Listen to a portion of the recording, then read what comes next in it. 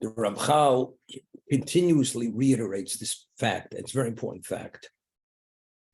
The Gemara tells us in Brachos that there was an Amora, a member of the Talmud, and he was a student of one of the great rabbis, and he began extolling Hashem. God, Hakel, Hagodl, Hagiba, V'Anora, God is great, he's powerful, he's awesome. And he kept going, other appellations, other descriptions of God. And after going on this for about 5 minutes, he stops. So his rabbi, his teacher says to me, he says, just what you did now, you're not permitted to do that. He says, why not? So it's based on the verse in Psalms. David Melech says, Mi mal gvurus Hashem yashmik kol tiloso. Who's able to utter all the praises of God? Because it's impossible to make known all his praises. So if you fall short, if you stop at any point, what is the inference? It's this and not more than that. If that's the case, you're not permitted to start. That we say, Hakel Hagod La Gibor, God is great, he's powerful and awesome, because that's what he describes himself in the Torah. When he presents himself, I am this, I am that, I'm that. But anything outside of what he says about himself, if we begin, if God is infinite and there's nothing which he is not or cannot possess, that he stopped short of it. This is a famous allegory of the Dubna Magid, the Magid of Dubna. He says there was this person, he was just installed as the king, and all the representatives of the various communities come, and each one sings the king's praises. One says, the king is powerful. The king is handsome. The king is insightful. The king is benevolent. Each one said what he said. And all of a sudden, this little Jew comes and he says, the king has a crooked nose. So the king immediately becomes incensed. I mean, if people are coming to praise me, you come and point out my shortcomings. I have a crooked nose. Take him immediately to the gallows. But he says to this Jew, he says, you knew by saying that you're going to forfeit your life, and I know you value life. How does that have any relevance to praise? He says, my praise is greater than all their praise. When they said you're powerful, maybe you're just powerful, but all the other positive attributes that a person could possess, maybe you don't have them. And the one says you're handsome. Maybe it's that, nothing more than that. Intelligent, maybe it's that. When I said you have a crooked nose, that means outside of that, you're perfect. So therefore, my praises are greater than all their praises. That's the allegory. The Dubna Magid explains why you can't begin. You can't point out a failing in Hashem because there are no failings. There are no shortcomings. And to speak positively, once you start, you can't stop. If that's the case, we don't start. Because if you should stop, the inference is it's this and nothing more than that. That's the Dubna Magid, okay? Factually speaking, God is infinite. Whatever way we describe God, God is merciful. Is that his essence? God created the world. There's a question Ramchal asks elsewhere. If God's power is infinite, why did he create such a finite world? Relatively speaking, he could create a world which is much more expansive, which is unending. Why did he create this world which has a certain area, expansive area? Could have been endlessly greater. Why? So he gives a mashal. He explains it with an allegory. Oh, I said the allegory. He says because when God created the world, he created the world not to show who he is. He created the world in a context that we should be the ultimate beneficiaries of this creation. So, I have a shoe, a size 80 shoe, that's the size. And the person has a size 10 foot. A size 80 shoe is a big shoe. It has a lot of leather, has a lot of workmanship. What relevance does it have to anything? It has no relevance to the person's foot. So God created a world to perfect the soul of the human being, that he should be a beneficiary of the ultimate, which is eternity. So the world that was created exactly as it was, it's exactly to accommodate every aspect of the human being's soul, of the Jew's soul, to perfect it, that after so many years, he achieves a level of perfection, he's able to ascend to another level of existence. See, God is not here to prove who he is. He's infinite. He created the world only that we should be beneficiaries, to be worthy to have a relationship with him. So whatever is necessary to create that, it's that and nothing more than that. He's not here to show who he is. Who he is, even if he shows who he is, you don't know who he is. Because God is infinite. So let's talk. God is merciful. What does that mean? God has certain attributes. We speak about the 13 attributes of mercy. When a human being has attributes, it's innate in his being. You are that because you have that sense, because that you possess that. God possesses nothing. God is everything. When God chooses the attribute of mercy, or any one of those attributes, is because he chooses to interact with this existence, to relate this to this existence within that context of attribute. Why? Because that has relevance to us. And because it has relevance to us, that's why he chose that particular attribute. As he created the world as it is, because that has relevance to us in terms of our development and our evolvement to a level of perfection. So when he chooses to be indiscriminately kind, we're beneficiaries of that. It has nothing to do with him. God can be anything. Whatever we see, that's his interaction with existence. God is a creator. Is he a creator? He created ex nihilo. That's something he did. It's not something he is. As I always say, you meet a person and you say, who are you? Who are you? I've said this many times. I'm an architect. I said, I didn't ask you what you do. Who are you? I'm an attorney. I'm a doctor. I'm one. Who are you? Whenever we speak about God, it's what he does. It's not what he is. You understand? We mix it up in terms of ourselves. People, they live their role in life to such a degree that it becomes their essence. They pride themselves. Who are you? I always once posed the question to people who's a class, women. You can ask the question to anybody. A person goes to Wharton, to Harvard. I couldn't care where he went. Very well educated. And you say to that person, what is your purpose in existence? Is he going to ask me to be a rainmaker? Is that your purpose? To be a physicist? To create an atomic bomb? To be able to understand the theory of relativity? Or to understand beyond that? Is that what your purpose is? Maybe you could say that's your purpose. What's the purpose of humanity? Is the purpose of humanity to what? To contribute to society? Most people do not contribute to society.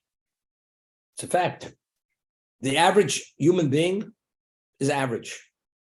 His contribution is, he's a sanitation worker. He contributes, the streets are clean. He takes the trash and he incinerates it or puts it in a landfill. Person's an exterminator. Well, you can't live with rodents. Is that a contribution? Person's, that's why I exist. I needed a job. I have to earn a salary. I become a sanitation worker. It has a good pension, has a good retirement. That's why I'm a sanitation worker. But is that your purpose? Nobody's going to say my purpose is to collect garbage, to drive the garbage truck and stop at every house and unload the trash into the truck. So what is the purpose of that person? Or the average John Doe, what's his purpose? The company he works for, he doesn't even have a name, he has a number. And when the company feels that they're not making enough money, they give him his pink slip. He walks. What's his purpose? To collect an unemployment check now. Or to get on food stamps. Or they used to call relief. He's on relief. Years ago, a Jew was ashamed to say he's on relief. So what's And if you ask this question to 99% of people, what is your purpose in existence? They couldn't answer you. And if they give you an answer, it's clear they never thought of the question before. Of course, the answer they give you, it's clear, it's off the cuff, it's something you've never thought of before. So we'll play it on this screen. Larry, what's your purpose in existence? It's interesting you say that, Rabbi, because I was just writing. I think just for the record, think there's a difficulty for many people, and certainly those who haven't been steeped in religion, to articulate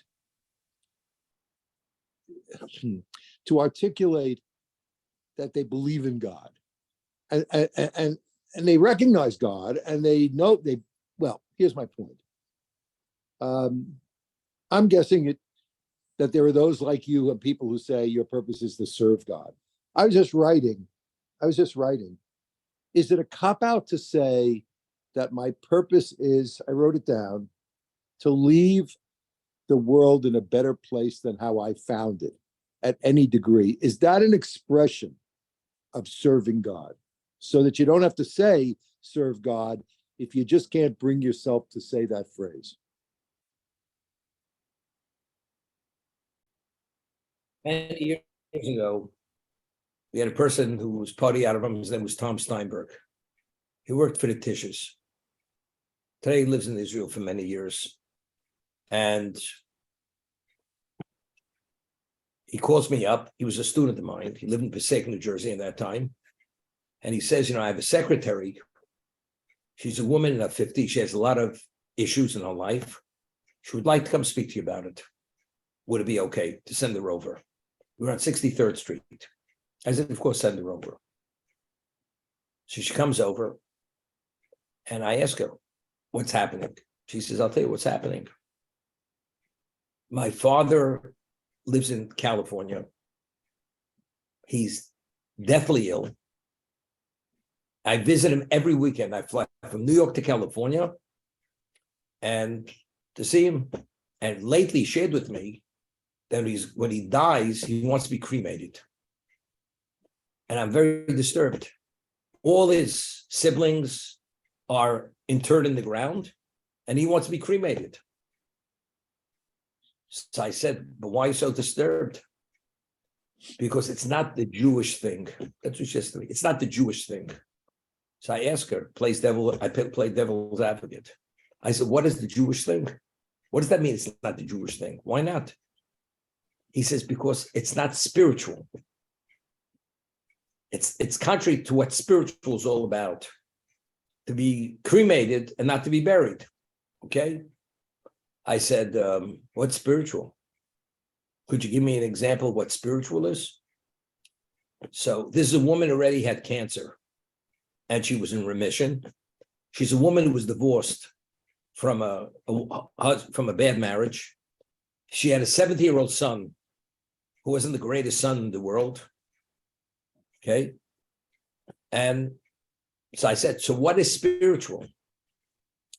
She says, spiritual is, she says, I write poetry. When I write poetry, that is my expression of spirituality. Okay. So I said to her, I want to ask you a question. You're in your 50s. You had a tough life. You mean to say it's worthwhile, and you're not a published poet. You're not that. It's worthwhile for you to live for 50 years of difficulties, very monumental difficulties in a marriage, health-wise, everything, to write 40 hours of poetry. Does that make sense? Do you think that's what spiritual means? I said, I don't think so. So she thinks for a minute. Spiritual is when she goes to California and she sits on top of the mountain, she sees a sun setting into the Pacific. That's spiritual. I said, could you tell me why that's spiritual? Well, because she feels exhilarated. I said, being exhilarated is not spiritual. I'm not saying you don't feel a feeling of exhilaration, but that's not what spiritual is. Because again, you don't live a life to watch once in a while that sun setting into the Pacific. I'll tell you what spiritual is. When I ride my bike and I ride it into the wind in the beautiful weather. It's cool. And I feel invigorated. That's spiritual. I said, that's not spiritual. That's spiritual. And she said, oh, by the way, I forgot to tell you, I have a son, he's 17, he was never circumcised. She's a Jewish woman. I said, why wasn't he circumcised? Because my Reform rabbi told me that at one time when Jews were valued as nothing, they would have disappeared. So we had to identify ourselves through our circumcision. But today that people are recognized, we don't need circumcision any longer. So therefore, she never circumcised her child. Her son, he's 17. I said, you know something? Circumcision has nothing to do with that. It's a covenant with God, and it's very important. She says, but Teddy, it's too late. There's no way, my son, as it is, I have no relationship with him. I'm going to tell him, we're going to circumcise him. No way. It's not going to happen. Okay? So after going back and forth for about half an hour, she says to me, so what is spiritual? I said, if you join a few classes at Yad Avram, you'll understand what spiritual is. Until then, you don't know what spiritual is. I said, you won't know what a chocolate cake tastes like if you ever tasted chocolate. You got to taste it to know what it is. This is what I told her. Okay, we ended. She's committed. She's going to come. Her office is not just 5-minute walk from where my office is, where Yad Avram is. She's going to come. She goes back to the office. Her boss, I think his name was Tom Tish. That was his name. And he says, how was the meeting? She says, it was phenomenal. He says, I want to ask you a question. When you came in, did the rabbi shake your hand? He says, no, he didn't shake my hand because he said, Rabbi, a person doesn't shake a woman's hand. He says, I told you this was. He ready? She's not coming back. You got it? This woman will never know what spiritual is. That was the end of the relationship. That's it. He burnt the bridges for her. That corridor to go to that place, it's not available any longer. He pulled the rug from under her. Because in his understanding, this is unacceptable. If I got all these billions, what do you mean the rabbi doesn't shake hands? I tell God what to do. You got it? Because if I have that much money, I'm God. And I believe I could dictate God's will. You know? As they say, wake up and die right. Before you die, before they pull the plug on you, you realize you're not God. But that's the story. What contribution? I write poetry, I this, I that. Well, I think when I leave the world, it'll be a better world. Yeah, maybe it'll be better because there's one less person like you in the world. Maybe that's what will be better. That's about it.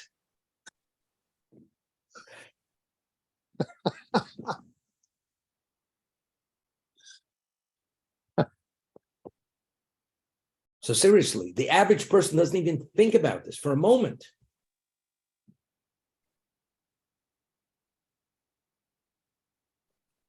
At one time, life itself forced a person to believe in God. Why? If a person lives a life, he's below the poverty level. He doesn't have a good day in his life. And this is the average society in Europe, where they were serfs. And you lived in a monarchy where everything was the king and the subjects meant nothing. What is the purpose of your existence? You know what it is? There is a God. And if we believe in him, despite all the challenges, that's its value. So the circumstance forced them to come to recognize that there's a God. Otherwise, they couldn't survive. Because a person has to have a purpose in life to be able to confront all these very serious issues. But what about all of a sudden you come into a democracy and things are a lot better? And you're able to come up with various other reasons why. And the question is not a burning question any longer. Why do I live? Why things are not bad? Society is not so terrible. It's the land of the free. It's where the buffalo roam, right? It's terrific. So what's forcing the human being to focus or even to think about what's the value of existence? You don't even think about it. God bless America. The currency in God we trust. Okay. Not G-D, G-O-D. No, years ago they used to write G-D because you had a certain degree of reverence, respect. You wouldn't want to write the name of God in its full spelling. That's what people used to do. When children were young, when I went to school, elementary school, you were known as master. They called young children master. Master Robert, not Master Bob, right? I'm joking with the Bob. But that's what it was, a certain approach, respectful. It was identifying things for what they were. Things were identified. A young person they called an adult by his first name wasn't respectful, unless there was a special exceptional relationship where the adult would want it to be called. Nobody called his uncle by his name with predicated on uncle. Today, a person calls his uncle by his first name without predicating his uncle or aunt. Or even cousins, they would say cousin so-and-so. Today, the person's old enough to be his grandfather. So Jack, what's new? It's your father's friend. You're on first name basis with him. Where's the respect? If you feel you could put yourself on foot, you go toe to toe with somebody who's endlessly more than you. Do you recognize who that person is? Do you recognize anything? Evidently, you're missing the point. You're missing the boat. Total lack of clarity. So you're born into this existence, and you say to them, "Why do you exist?" That question never enters a person's mind, ever. And if things basically are going okay, and it's not a question he wants to commit suicide, he doesn't ask the question, why do I exist? If it comes to a point he can't deal with it any longer, why don't I exist? Why do I exist? Things are so terrible. So that's the question is, does he pull the trigger? Does he pull the plug? Does he take the overdose? But until that moment, doesn't even ask the question. The most important question which he'd have asked every moment of his life. So I was once giving a class, a women's class, and there was a woman there. Her daughter attended the class. She was a woman about close to 80.